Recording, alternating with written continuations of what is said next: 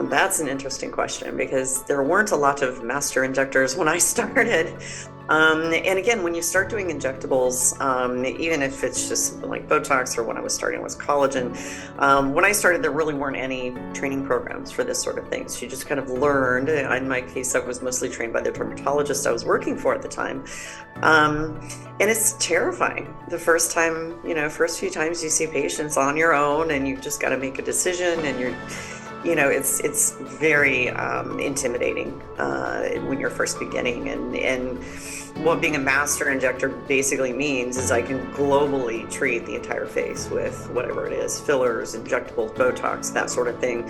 And then we know and we recognize if something's not happening, like, because all of these things have complications. And so I think the most important thing is, as a master injector, you know what they are, your facial anatomy by heart, you're able to avoid a lot of things, and early intervention if you do see something happening. And it's also, you just lose,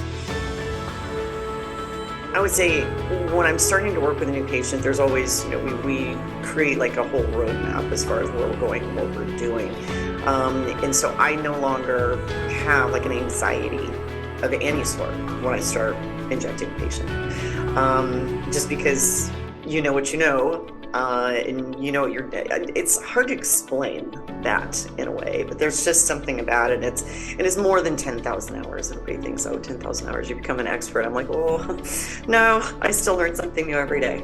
And I think that's the other thing is like being master injector, we're constantly learning, we're constantly training, you're constantly, on top of, new treatments, procedures, techniques, that sort of thing. Right. Yeah. So just